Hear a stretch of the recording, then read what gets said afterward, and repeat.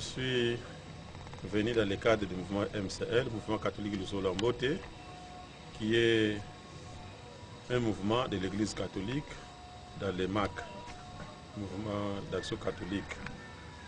Et ici, c'est notre siège et c'est ici où le mouvement a pris ses origines par notre maman Martine Mbingila. Et moi, je suis venu ici dans le cadre des activités que nous organisons la semaine prochaine.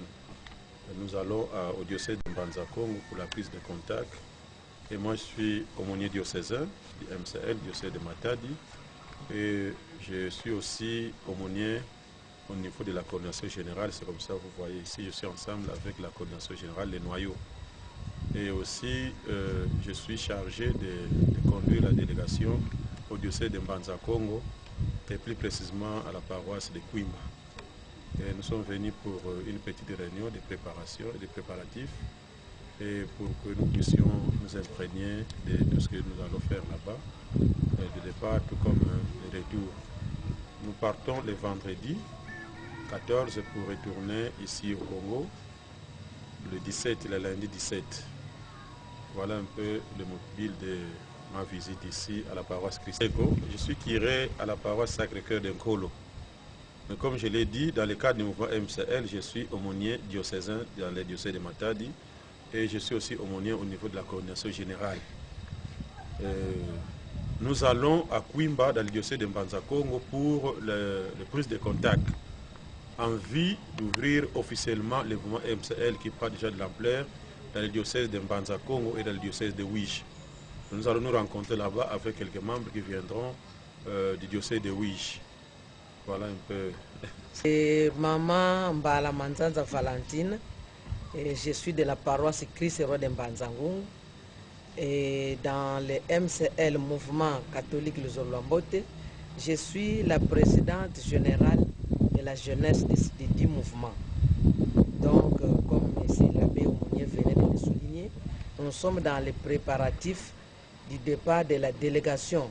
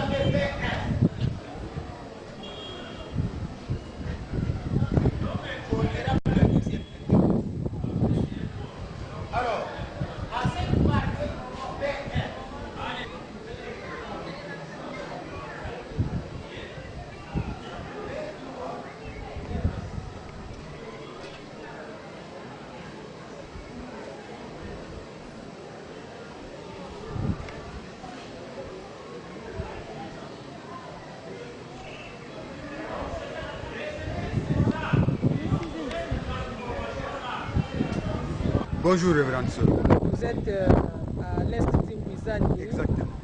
Vous êtes qui? Vous assumez quelle responsabilité? Parce que nous avons appris qu'à l'Institut Wizani, il y a eu un groupe d'élèves ou un groupe d'enfants, on ne sait pas, d'inciviques, un groupe d'inciviques qui ont écrit au mur que nous voyons là-bas. Je ne sais pas, pouvez-vous nous dire quelque chose sur ces groupes-là?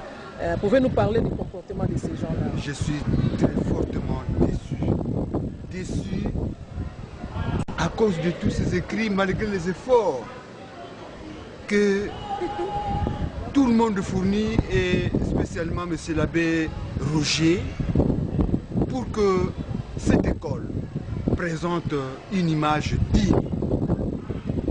Dommage qu'il y a des gens qui ne comprennent rien, qui veulent toujours salir l'image de ces coins, à l'occurrence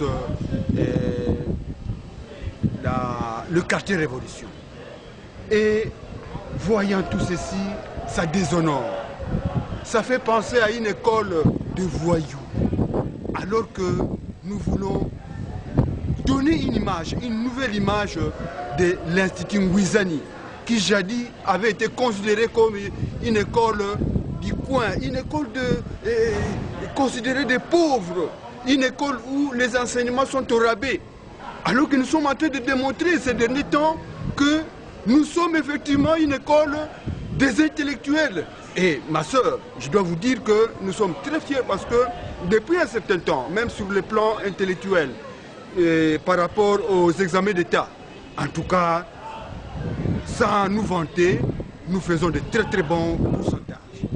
Que parents, que direz-vous de ces actes de banditisme que nos enfants de Christ et Roi, vos enfants que vous éduquez à la maison, présentent dans ces quartiers?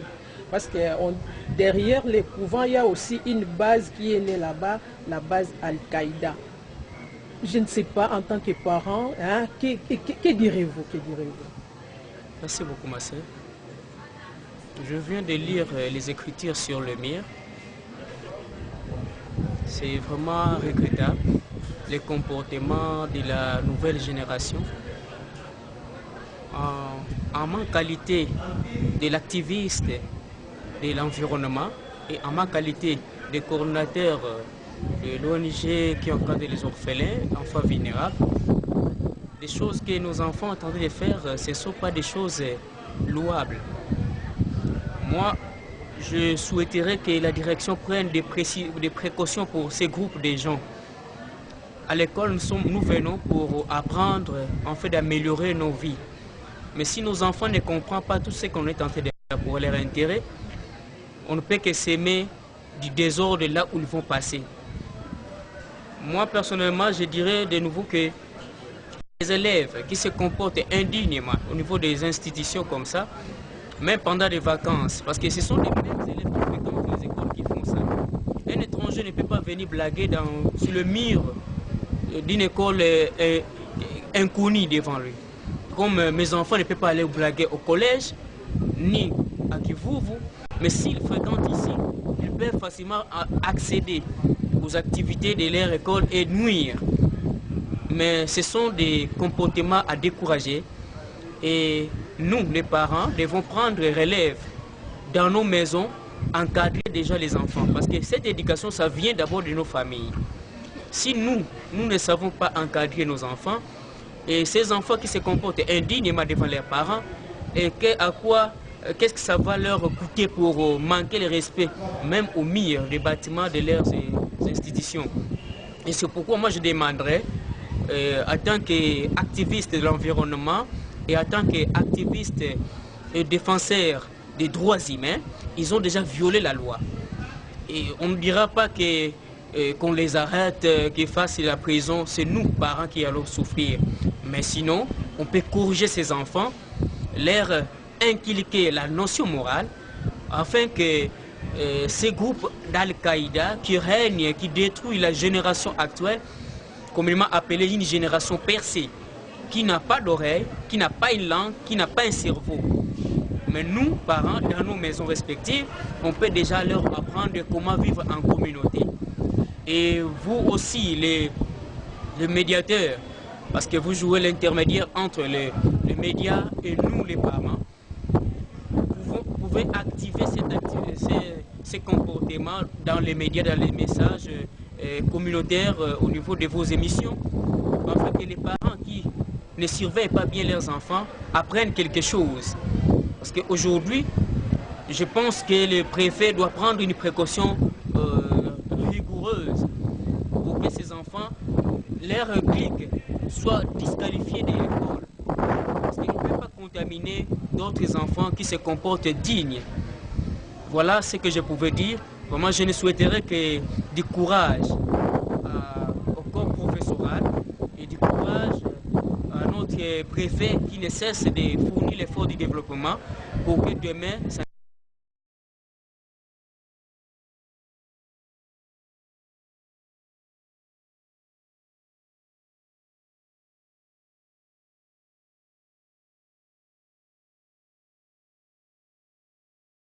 ne soit pas comme...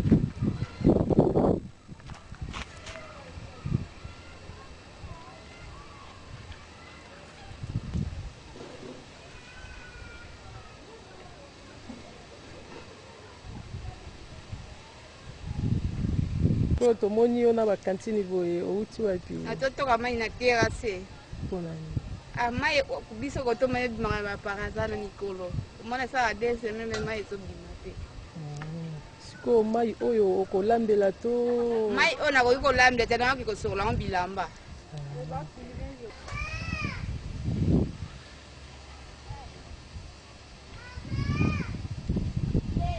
mai na terrasse biso mai ya pompe ezalaka 2 jours 3e jour mai ebimi lundi mercredi vendredi soki ozangi mai wana mikolo wana okeka terrasse kozwa mai sokola biopangisa ndako biokosokola bilamba yango naoke kotoka mai na terrasse nasokola bilamba terrasse yango eza kote nini terrasse eza kote ata gobi biso vraiment toka nalingi nalobela likambo ya mai nzela ya mai courant banzela na biso ya camion donc banzela na biso donc bawewe ezokota te bawewe ezokota ya mabe donc il faut bozwela biso solution babongisela biso mpe banzela bamai mpe donc pasi vraiment donc faut bozwela biso solution babongisela biso bapompe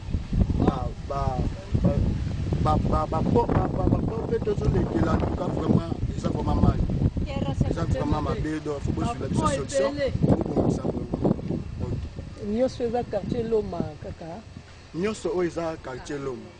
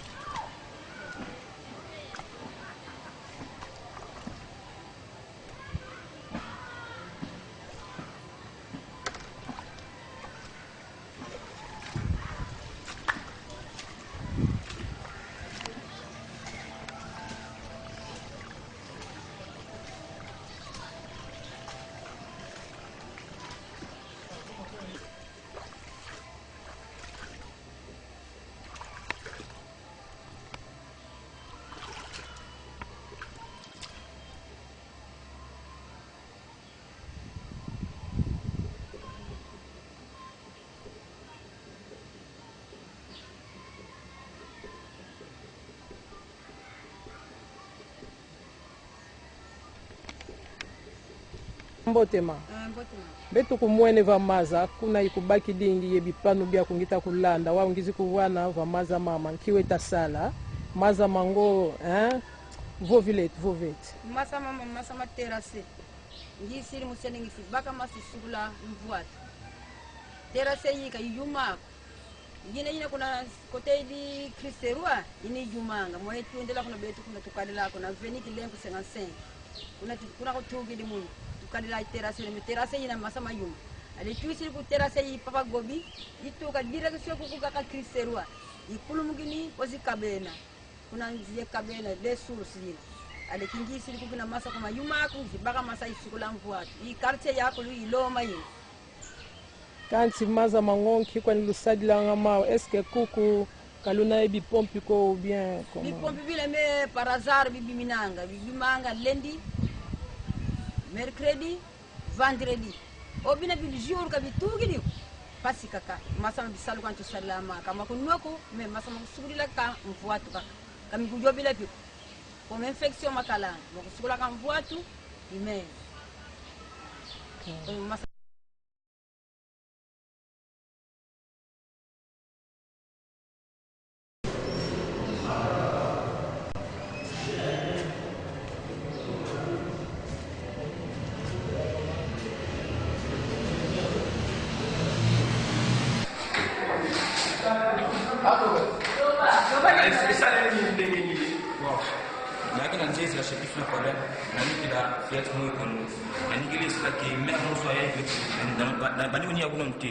Nachimia mwe mpenda na lebisa kwa kuni.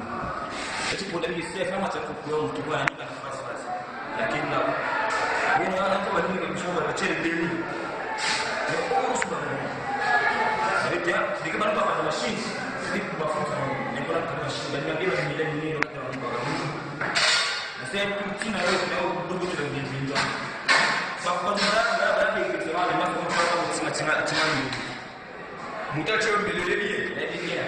Chimokena ila siku za bakantini hapa tendo kwa ya basi na vile vile za la ndio mkimana basi na basi kama pia kwa kitina ndio ndio hiyo kitu sana kwa mtu hapa kuna kuna basi ndio maana lugha bana focus tuli kwa kudia mtu alors focus wana est que on essaie de peut-être yo vous avez des atomes ninga la conflit na basi ni basi donc basi kwa bana bikudu maana dawa c'est basi ya kuimba. Alors, on est déjà pour ce jour presque une saison de est-ce que la tour est fâchée? Est-ce que pour vous ça fâche?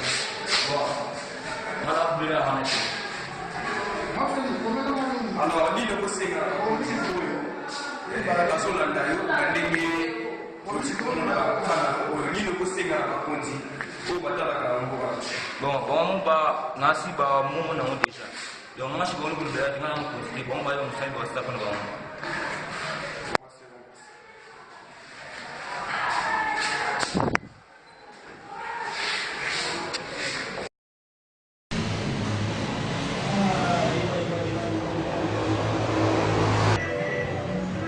bonjour camarade.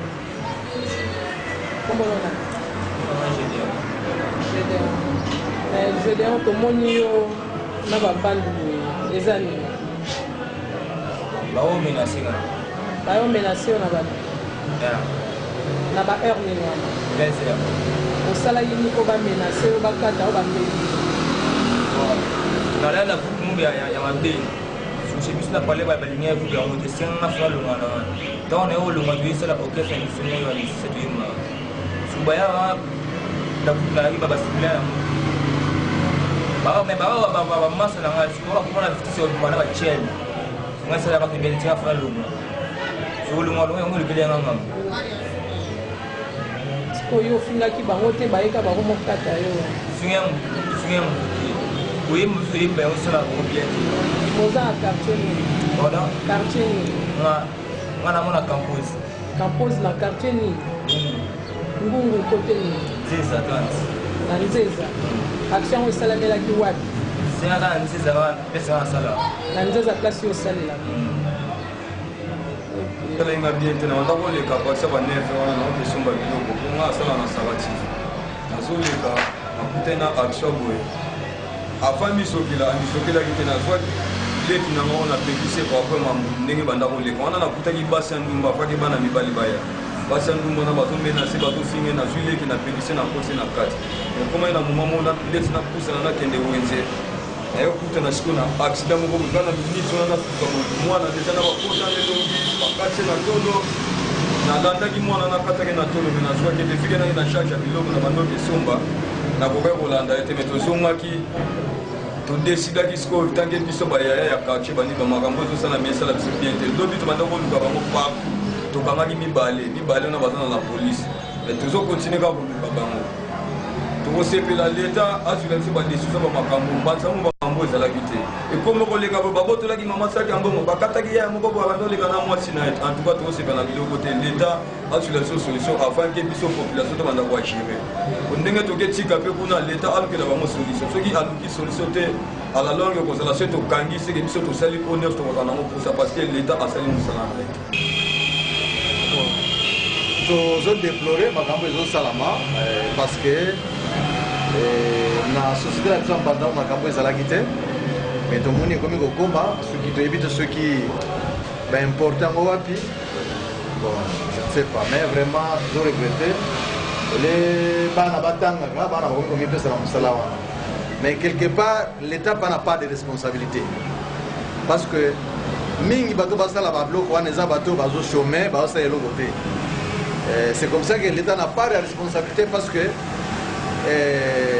baparents oyo basengeli basokipe na bana wana l'état azoka kozwa bango en charge te azopesa bango misala te oyo bazosala bana salaire ya malonga te ce qui fait que baparents bakomi bairresponsable donc bakoki kozwa baresponsabilité na bango ya kotangisa bato te c'est comme ça biso tolobaka toujours que makambo ekomami na constitution balobi école primaire mpe ezala ofele parce que bandende yango wana alors soki l'état akomisi yango ofele okomponake makambo nyonso ekodimine mais si longtemps l'état azokoka kozwa responsabilité na ye te donc makambo ekosila te donc faut bato bazwa misala faut bato bazala na classe nde okomona makambo esili aussi longtemps chômage ezomata aussi longtemps bato bazokoka kotangisa so bana te bapara bakomi bairresponsable donc makambo ekozala kaka donc solution makambo eza kaka na kati ya leta ye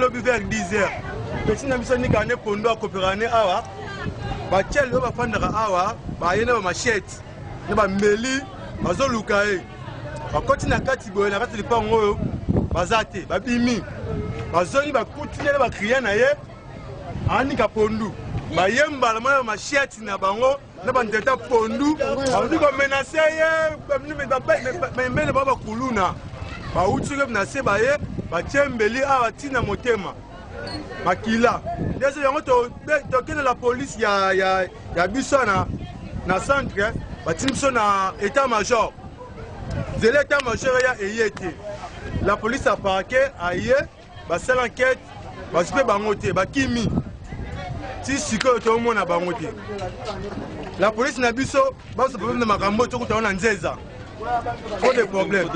Oeza avenue Nzeza. Marché central. Marché central. Mais ngako tu dois comprendre tembo kana biso pona nini komi boye. Parce que totali bien vraiment par rapport ya ndenge oyo biso batu to vivre na mokili oyo to vivre na kitoko te. Mbongo e mona na te makabu nyonso ezala na kutu kitoko te. Mais ezala ba élément moko boye bazutiaka ba désordre ya basi. Mutu lokola Pamela auto kufela mama kala te yena ndeti ya makabwana ayeko zokisa mwana bato nena zabo fufu nange sopa na kilobi natika personne natika madesu natika fufu ngalesa abana nanga na biloko wana siko wana azo lukelanga bonheur to azo lukelanga malheur pona mama busoba anazo comprendre en plus la police na biso nazo comprendre kutu te ndenge nini babanga ka bacheli ya kuna comment on va passer un petit ce qui pas qu'à Juma. Boko banga bango pourquoi ba ke benga bino boya bosa l'intervention to ko yana bisote. Pona nini ba mesana ba kena kuna baliaka na bango basakana na bango makamnyo so eleka na bango. C'est pour cela loi pénale yezo ko maintenir par rapport na bango. Si total bien ba chel moko doki bazamba impoli ko finga ba to sala ba de bazamba désordonné. Mais vraiment il y a yango nde nalingai nayebisa bino la police na biso fo ezala dynamique ntango ayoki ke eloko moko boye eza wana eya mosala na ye apona eza mosala moto apesa ye te ye moko apona yango me ntango babengi yo ti babengi ke intervention yaka mbango ya kosala intervention bakokai kosala te intervention te mwana ya makili ezosopa na ebele yaya lobi nalelaki soki ozalaka awa olingi kotunanga mwana na yo to ya yo te nalelaki kolela moko nalelika mpo na mwana wana nakotala makila mpasi ya kobota fala bokola ta mama na ye eza te siko mutu bakimi bakozwa charge na bango tofandika boye sibitima boye bambeli ebimi awa tozopekisa boye baboko oyoka batieli baye bakati wana bakataki petit frère na ngai na comprendre te letango ya Mbanzangungu toyebi te soki mpe basi na bango bakoka kotya bango maboko te toyebi te bapanzi na babiloko me azokuna bapona babiloko ezalaki wana bapanzi baye trouble ya désordre biloko kuta oyo eza place nasalelaka mosala babiloko mosusu kopanza bamashini kobebisa donc nayebi te leta Mbanzangungu soki asalaka nini vraiment makambo oyo nayebi te mura ere ezalaki makambo oyo ezalaki te mais la police eyeba epuis baye mibale bamoni ke kuluna esalami me kuluna ya moi bakata mutu na machete na mbeli oyo bapasolelaka bandai na chambre froide na regrete makasi leta ya Mbanzangungu azwila biso solution na makambo oyo tosala bakoma kokare bato ntina butu kobotolaka bato biloko vraiment toyebi te soki biso moko tolata teni tobanda kokangaka bato yango toyebi te dans l'état azwilama biso solution mais leki na nga soki problème eye lelo vraiment mingi koloba eza te taka na oloba na émotion ya kanda dans tokokaki te na kati ya zandu toloba te bachedi bamoni biso kaka likolo lobi tokoki te lobi ndenge bapesi mwana bato bambeli vraiment namoni te mboko ya Mbanzangungu eske bato oyo bakoki koloba